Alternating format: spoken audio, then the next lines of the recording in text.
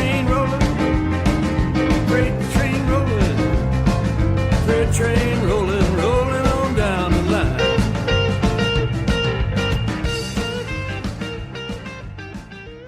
Hello and welcome to CounterPunch Radio. My name is Eric Draitzer. Thanks so much for tuning in, coming back to the show. First-time listeners finding the show, welcome aboard. Always happy to have you. Glad to have your support. Hope you're finding the content enjoyable.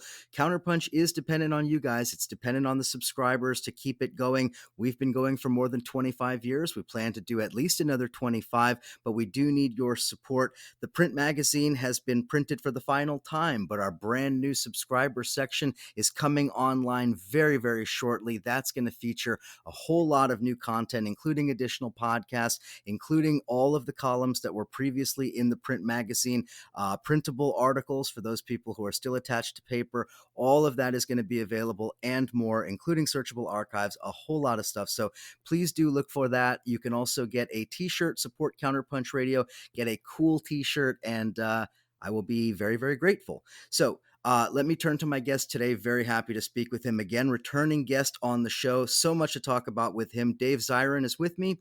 Dave is the sports editor for The Nation. You know his work most likely. If you don't, you should. You can follow him on Twitter at Edge of Sports. He's also the host of the excellent Edge of Sports podcast.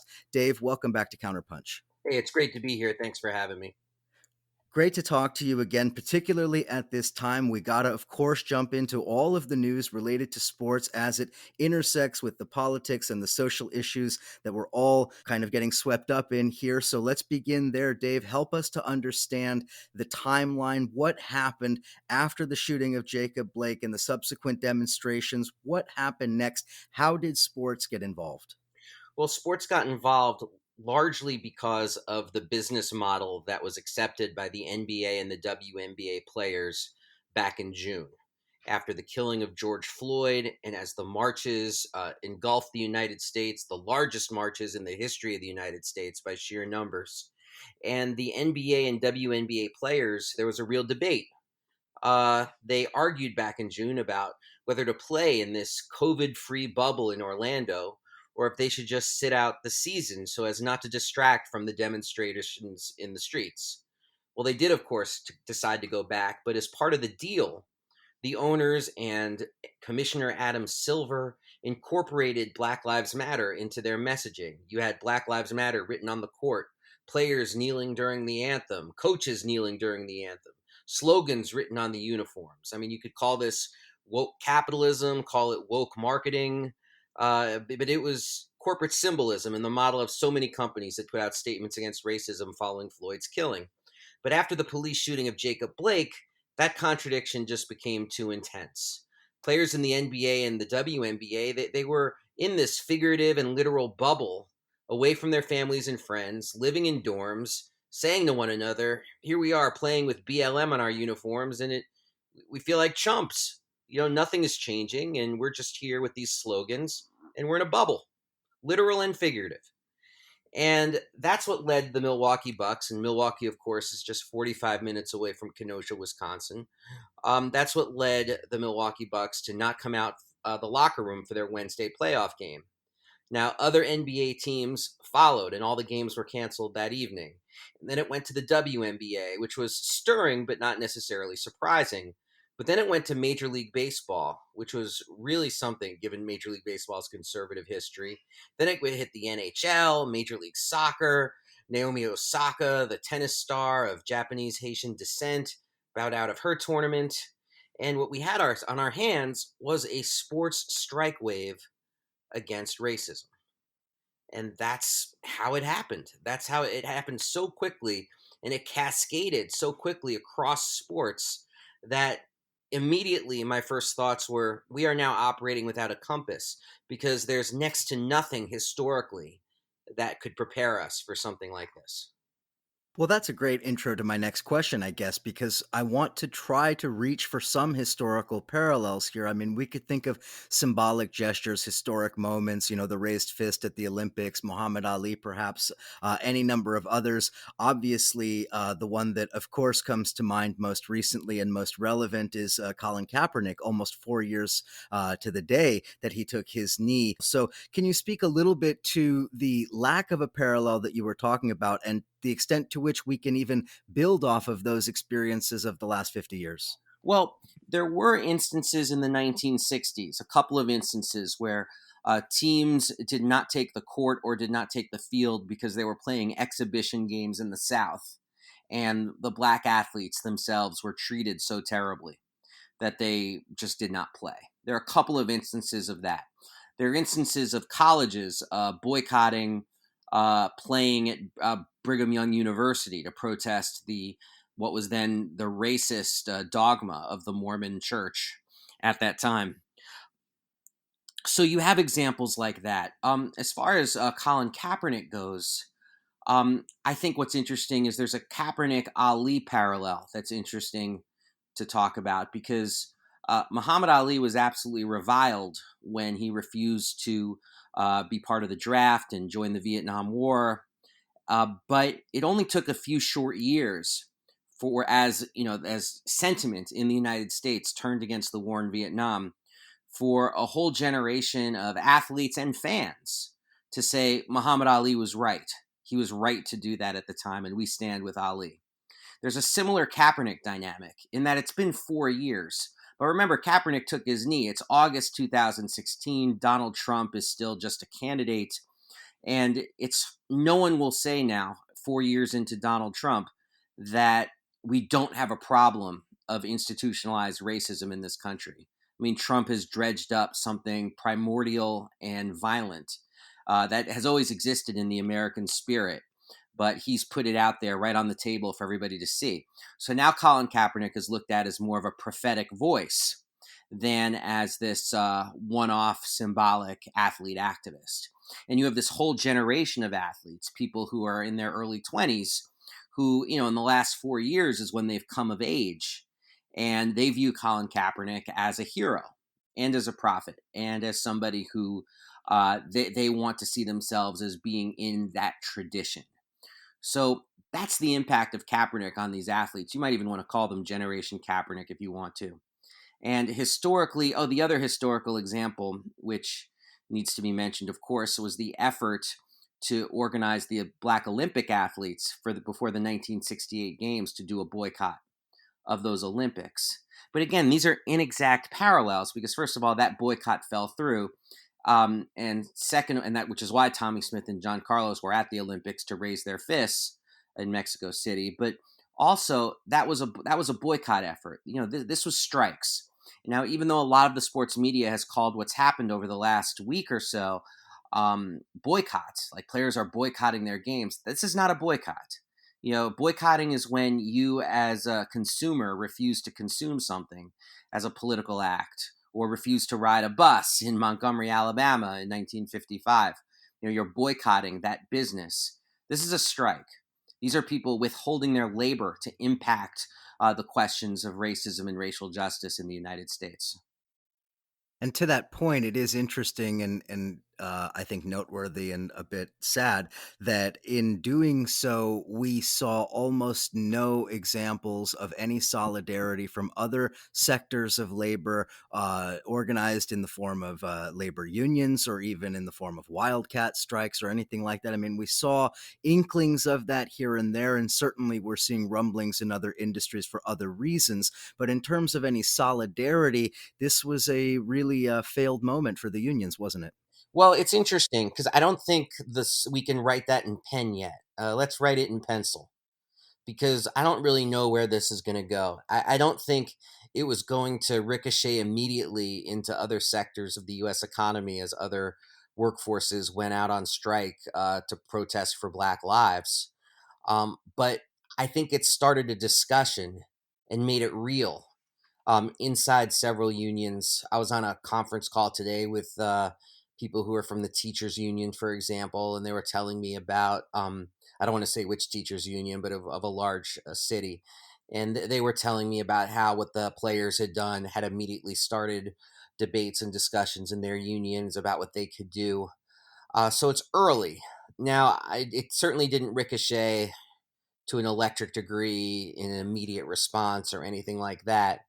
But, labor has been so dormant in this fight for Black lives that, um, and it's been, with the exception of like hospital workers and teachers who are striking for their, or threatening to strike for their very survival. I mean, labor hasn't really imprinted itself on this moment at all, this moment of tremendous crisis in the United States, where we're sitting here in this broken country, and the threat of fascism looms.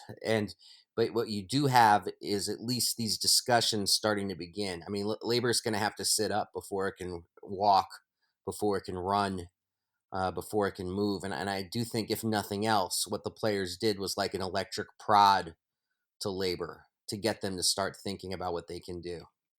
Well, and particularly in places like Wisconsin, which was the site of probably the most significant labor upsurge we've seen in the last decade in Madison a number of years ago, there is a significant presence of labor unions with progressive politics in Wisconsin, and certainly historically and even into today. So that's at least partially what I think I'm responding to by saying it was certainly disappointing to see a lack of activity on that front. Yeah, I mean, and Wisconsin would be a place where you'd want to see it. Certainly, as we're doing this right now, Trump is planning on going to Kenosha this week. It's a disgusting act, him going there. At this moment in time, he's going over the objections of both the mayor of Kenosha and the governor of Wisconsin. I mean, and I think a lot of people, a lot of workers are in a very defensive posture because of the level of unemployment, economic crisis, the pandemic. It's going to I think it's going to take a while for people to get their feet under themselves. But at the very least, what the players have done is they've put it out there into the atmosphere. They've put it out there into the oxygen. This idea that labor can insert itself into this struggle when before it hadn't. You were on this show about a year ago, Dave, maybe a little more than that, and we talked about something that had happened a year earlier when Josh Hader had been suspended for racist tweets that he had tweeted out when he was, I think, 17. His comeback and then the response from the fans in Milwaukee, which I thought was a significant moment. And fast forward a couple of years, Josh Hader is one of the more outspoken members of the Milwaukee Brewers on the issue of Black Lives Matter, on the issue of walking off the field and of standing up for Black teammates. So I'd like to talk a little bit about the carryover into Major League Baseball with the Milwaukee Brewers, particularly since that team specifically represents the most segregated city in America, one with a deep legacy of very institutionalized forms of racism and discrimination. So speak a little bit about the Brewers joining in, baseball's conservative legacy, and maybe even Josh Hader. Yeah, I mean, baseball has such a conservative legacy. I mean, it bathes itself in the memory of Jackie Robinson, and there's Jackie Robinson Day where all the players wear 42 and they talk about their role in the civil rights movement. And so much of it is just unadulterated bullshit. I mean, they leave out that the Brooklyn Dodgers were the only team to even vote to say we should integrate the sport. It was done over the protestations and screams of everybody except Branch Rickey and the commissioner at the time, Happy Chandler. And if the previous commissioner, Judge Landis, hadn't died, Jackie Robinson probably never would have seen the field. It's a mythology that baseball has anyway been this progressive force in the country. And yet, at the same time, baseball is also woven very deeply into the fabric of the United States. That's undeniable, for better and for worse. And that's when I knew that what's happened in the last week was really serious and was penetrating ideologically to a degree far beyond what I could have hoped. When the Milwaukee Brewers also decided that they were not going to play, because I mean, who expected to see it in Major League? I didn't expect to see this go into Major League Baseball. And the fact that it did go into Major League Baseball, and the fact that Josh Hader was the first person in front of the microphone saying that the Brewers would not be playing because there are things more important, namely the police shooting of Jacob Blake. I mean, that said so much. I mean, it didn't just say something about the ways in which the Black Lives Matter movement, or you could just want to say disgust with racist police violence, had penetrated larger consciousness. It also is significant because it was Josh Hader. And, when he apologized for his racist tweets were sent, I believe, in 2011. And when he apologized in 2018, that there was a lot of skepticism among people, particularly people who, see themselves as on the left. I'm going by social media here. And yet I think what we saw with Hader's comments is that, people can change, and struggle can change people. And at a moment like this in U.S. history, that in and of itself is very inspiring. Because it looks so much like people have these fixed ideas and we're on a toboggan ride towards some kind of civil war. So when you have an example of somebody who's like, my consciousness of it has been impacted by police violence, by the Black Lives Matter movement, by the killing of George Floyd, and I don't think my team should take the field. I thought that was a very powerful moment and an important moment too. And then it goes from Major League Baseball to hockey, for goodness sakes. And I think what this is also a reflection of, and this is something I think we could talk about more, is the ways in which the protests after the police killing of George Floyd, how multiracial those protests actually were, how they took place in all 50 states, how they were in states like Idaho and Wyoming, how you had some small cities or towns, I should say. I remember reading about one, I think it was in Kansas, where there was one Black resident who lived in the town, and they still had a solidarity demonstration in town of dozens of people. And I think that impacting on white consciousness, that impacting against racist ideas, against police brutality, I think there's no other way to explain how it found purchase in Major League Baseball or in the NHL without understanding that aspect of it. And as you said at the very beginning, using the term, I think, woke capitalism, I mean, there is something very self-interested in this. And I'm not saying that to poo-poo the fact that corporate brands and stuff have taken notice, but rather to kind of, to your point, that it has penetrated the consciousness to such a degree that it's simply bad business not to say Black Lives Matter. Well, I think that's an important point in terms of where this is going, because there's this I think what we've seen has been so powerful that there's now this race to co-opt it. And I think some of the people racing the fastest are the people in the National Football League. As we're doing this recording, the NFL season starts in about 11 days. And NFL owners, Commissioner Roger Goodell, they are scared to death of players going on strike. And so what they're trying to do right now is have statements put out by teams talking about where they want to see racial justice go in this country.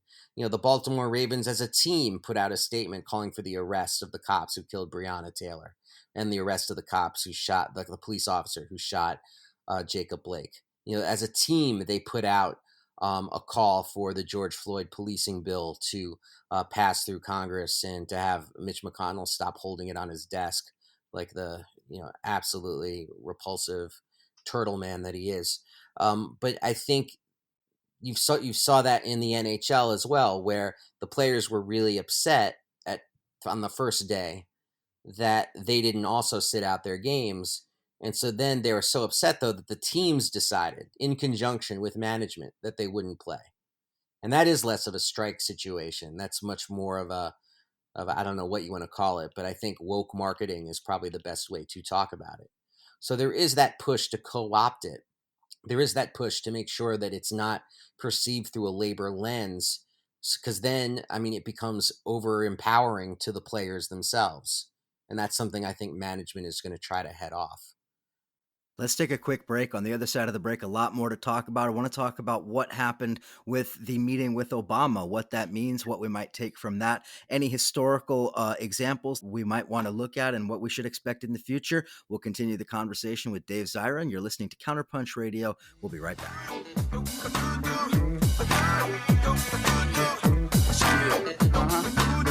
Yeah, that's right.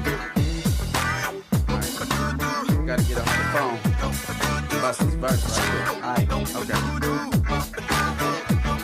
I'm anti-imperial, anti trust. Anti-gun if the shit won't bust. Anti-corporate, they anti my essence. Anti-snorting them antidepressants, but I'm not pro-popping them. I'm provocative and pro-stopping them FBI operatives who professional at black man pounds and hand you a sentence that you can't pronounce. I'm also anti-narco, anti-vice, 911 marks the anti-Christ. They anti-social point M16, cause I'm anti the anti-nigga machine. Proletarian, funkadelic, parliamentarian, pro-revolt in the 21st century, pro-running up and showing saying fuck it all. But bring the people with you, that's the protocol. It's pretty dreadful like jailbreaks. The whole world is anti-United Snakes. So check it out, anticipate the antivenom and move your antibody to this revolution rhythm. We gon' be fucking with them, pro-union, but most laws they bite.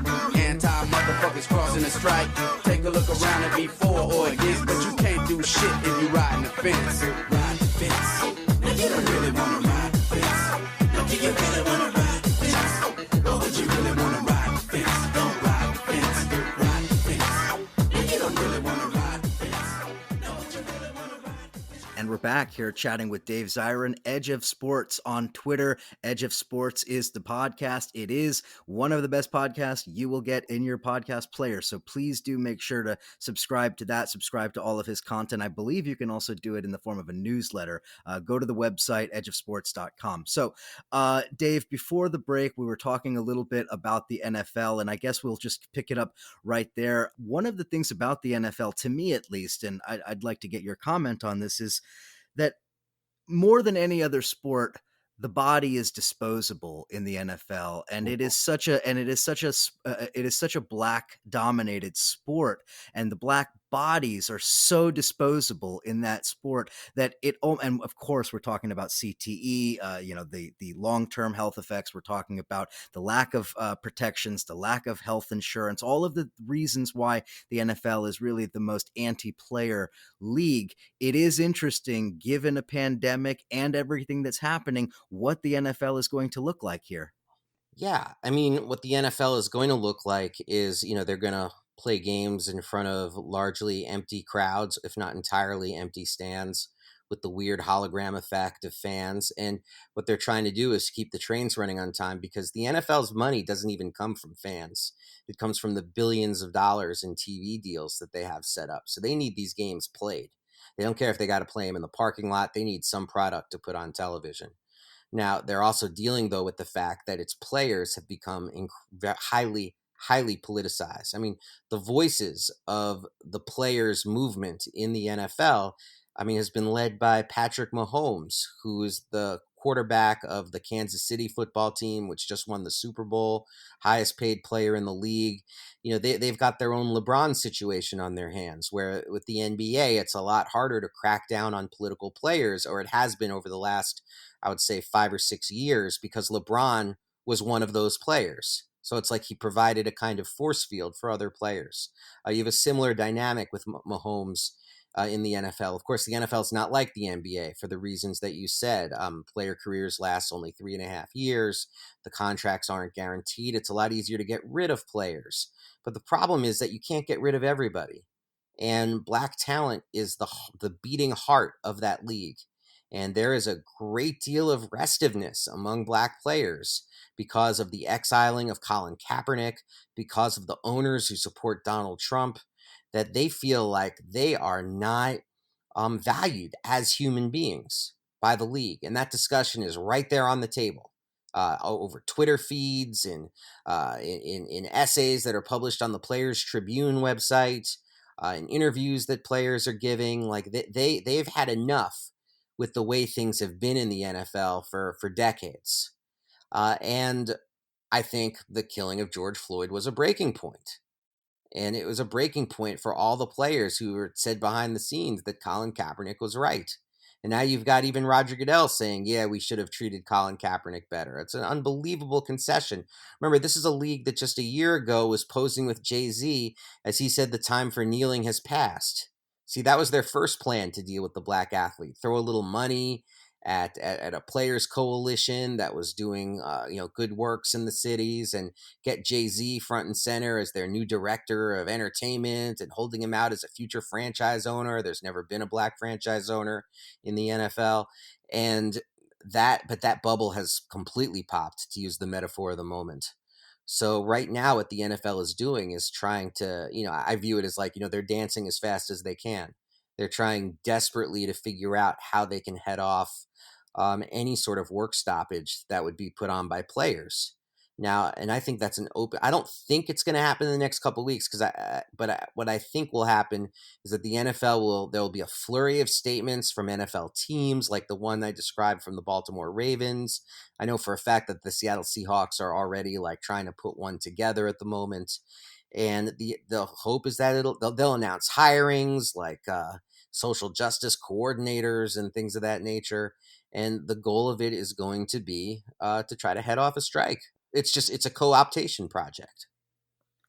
Is there less of an impact with NFL because it's team oriented, because it's not so individual in the way that the NBA is? I mean, the NBA is a superstar league. Everybody knows that. The players that everybody knows, the names that everybody recognizes. I mean, those faces are out there. Everybody knows who they are. In the NFL, it's less so. Baseball, obviously, even less so. But the NFL really is this kind of league of a lot of anonymous players and faces. I wonder whether that blunts the impact of these sorts of statements. Well, it's definitely blunted their ability to put themselves forward as a players' league the way the NBA has. I mean, the NBA just naturally tends more in that direction, partially because of guaranteed contracts. Like you can't get rid of players as easily, but it's also definitely just the fact that they are so close to the fans, wearing just shorts and a tank top, and there's a visibility factor that the NFL players simply do not have. But one of the things that's also meant is that even though the NFL is much, much more profitable than the NBA, NBA players get paid more than NFL players. And that's been a source of great frustration for NFL players over the last 20 years. And so what you're going to see though is that even though the NFL players are maybe operating a decade and a half behind NBA players in terms of players asserting their power, it's coming in the NFL. It's being developed in the NFL. NFL players, and this is partly the impact on consciousness that Colin Kaepernick had. NFL players are starting to see that they have a platform that they haven't been exercising the way they could if they want to see the kind of change that they want to see in a post-George Floyd world. And what about the unrest at the college level? There was a lot of talk about the various college conferences and the cancellation of games and what that means, not only for those players potentially headed to the NFL, but the vast majority of players who will never play football beyond the season. Where do we stand at the college level vis-a-vis Black Lives Matter and these social justice issues? Is this also dovetailing with the broader discussion of the exploitation of college athletes? It is. That is happening. And before I get into that, it's worth saying that a year before Colin Kaepernick took his knee, it was the Missouri football team, which was 69% black team, that went on strike and refused to play games as a response to racist incidents at the University of Missouri campus. And that led the school president to being fired because they realized it was going to cost $1 million a week. Like the school would have to write a check for $1 million a week for every week that they had to forfeit a game.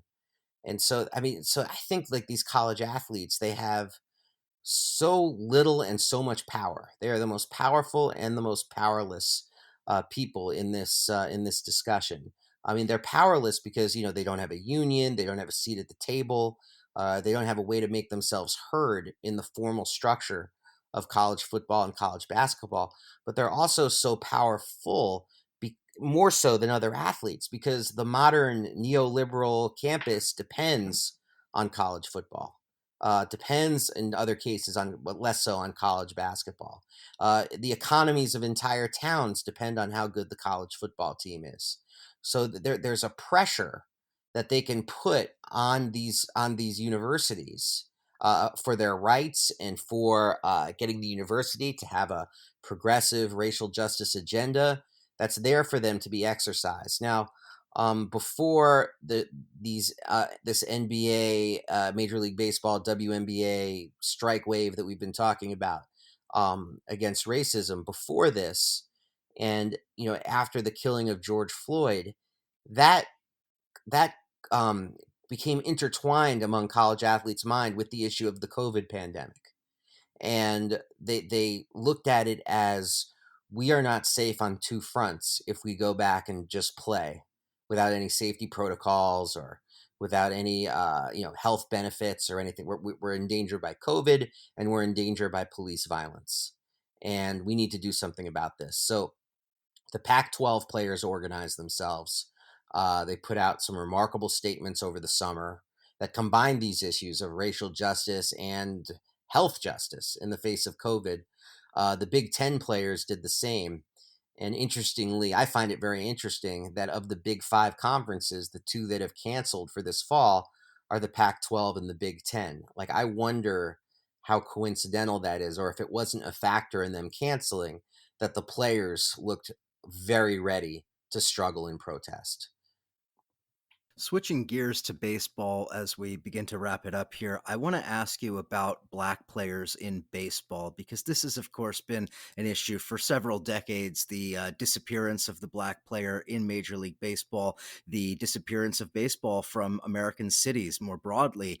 And that issue, of course, also comes to the fore when we talk about Black Lives Matter. Obviously, baseball and the demographics of baseball really are a central issue, and why baseball really lags behind basketball and football in this regard. There's been some talk more recently, especially in light of the protests, about this issue and about the ways in which baseball might benefit from this in the sense of reorienting itself back towards investment in American cities and things like that. This has been talked about for a long time. This is well before the Floyd protests, but it does seem to have a greater sense of urgency with players coming out, people like Lorenzo Cain and other prominent Black players who are talking about these issues, including up and coming superstars like Joe Adele and others. So can you speak a little bit about the let's call it the place of the Black player in Major League Baseball and whether that might change? Well, I mean, it's interesting because, I mean, there's a great website people should check out called the Players Alliance. It's run by CC Sabathia, and it's about like trying to organize the voice of the Black American player, because of course there are tons of players of African descent in Major League Baseball, but they tend to be, they're from Dominican Republic, they're from Venezuela, they're from Cuba. And but as far as like the Black American player, that has been in decline for decades, and all sorts of initiatives by Major League Baseball, like the RBI program that stands for Reviving Baseball in the Inner Cities, like it hasn't really made a dent in the declining numbers.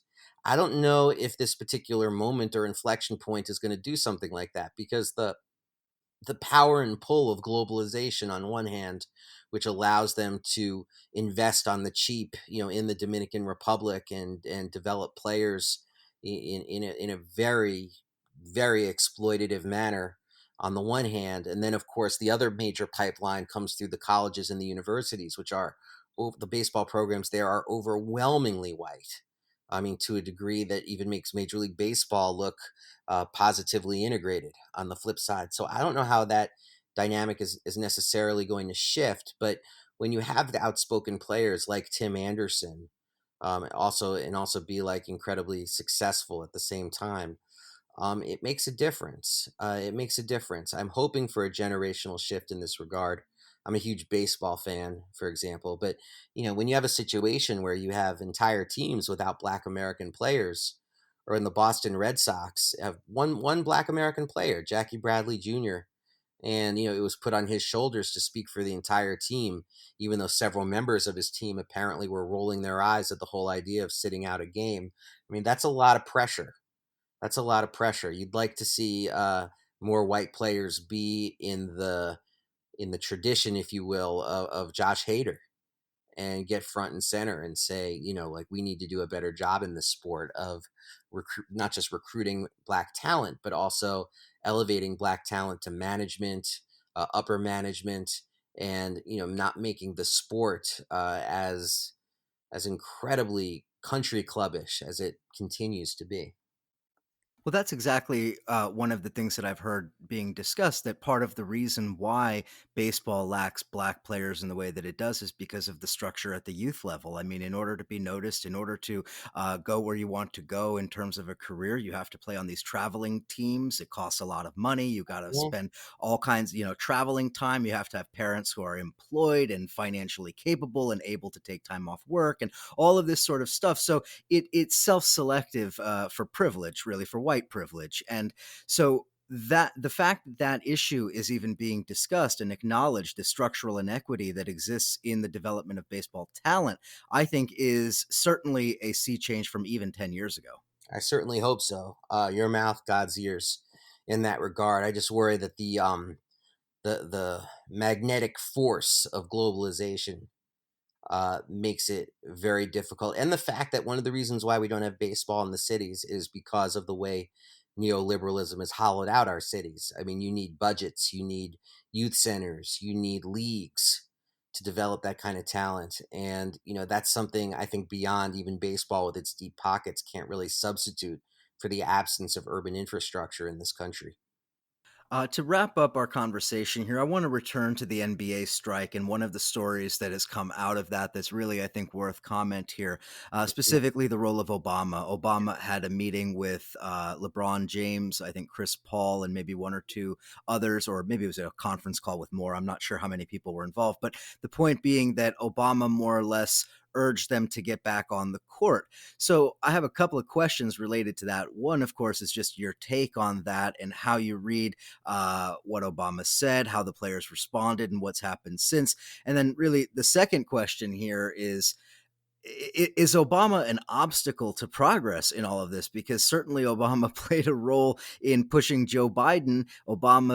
Seemingly has played a role in torpedoing a potential NBA strike. I want to get your read both on how this played out and on the role of Obama here. I mean, part of it is our understanding that Obama is a moderate.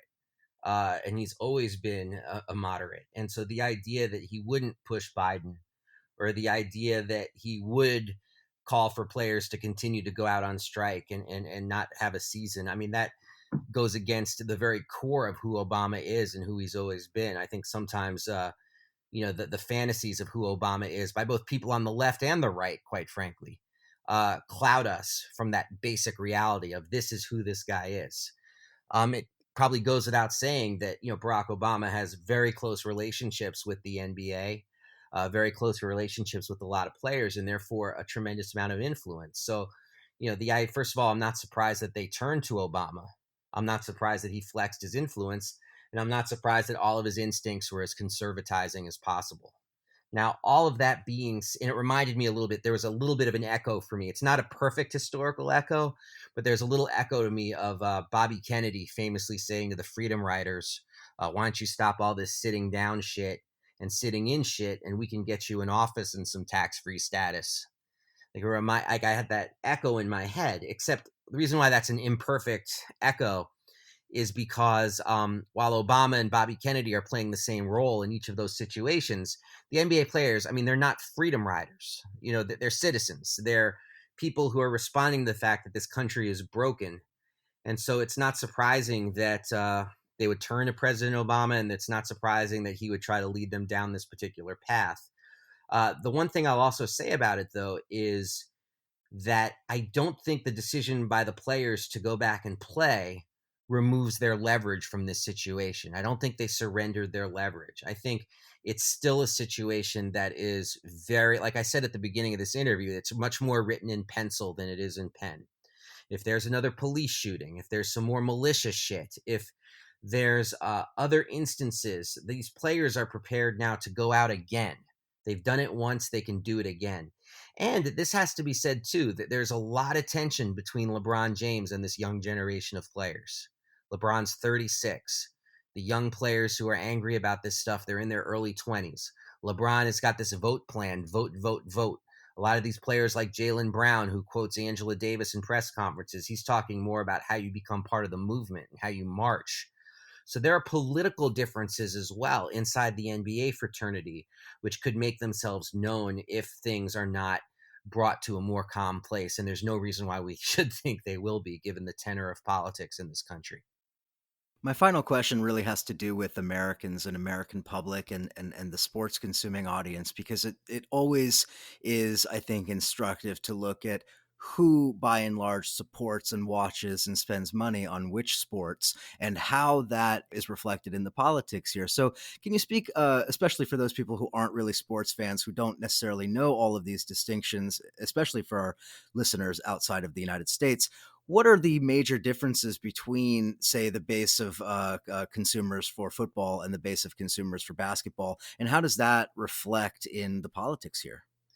Oh, I mean, sorry, basketball is very much cultivates a younger audience. It's a younger audience that tends to be much more rooted in cities, and it tends to be an audience that is much more progressive. I mean, and it's an audience that is much more multiracial.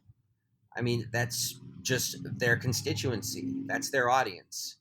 And they would be doing their business model no favors if they were like, what, George Floyd who? Jacob Blake who? Breonna Taylor who? Who cares? You know, that they would be submarining themselves not just with their players, but with their audience.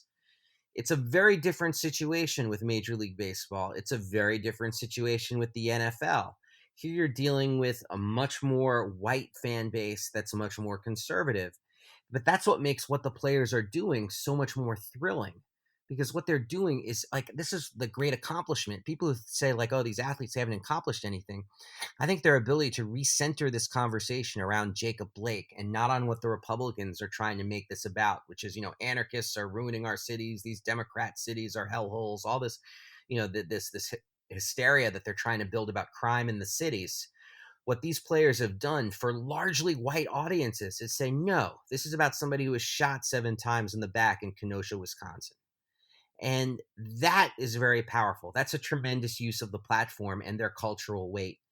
And I think that is what makes this a moment that is filled not just with co-optation, but with the possibility of true institutional change. Can I just pose one additional point, though, and I just want to get your comment on it.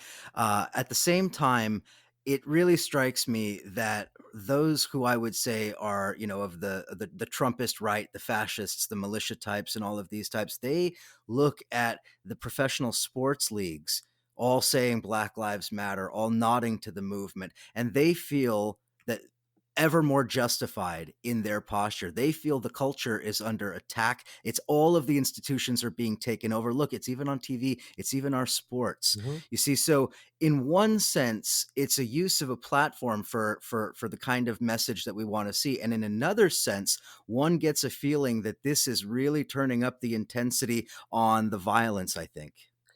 Well, that's on them. I mean, honestly, because I feel this is part of their politics, is the politics of being aggrieved.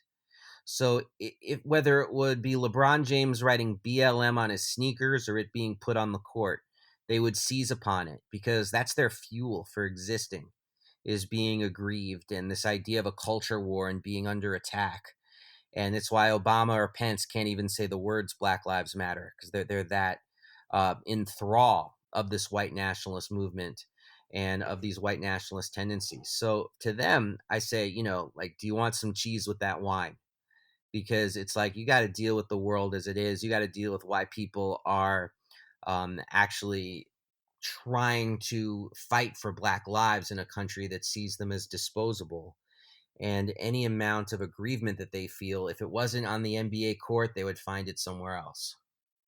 No doubt about it. We will leave it there. Dave Zirin's been with me today. Edge of Sports is the podcast, at Edge of Sports on Twitter. Also, of course, the column at The Nation. As always, Dave is a must read, a must listen.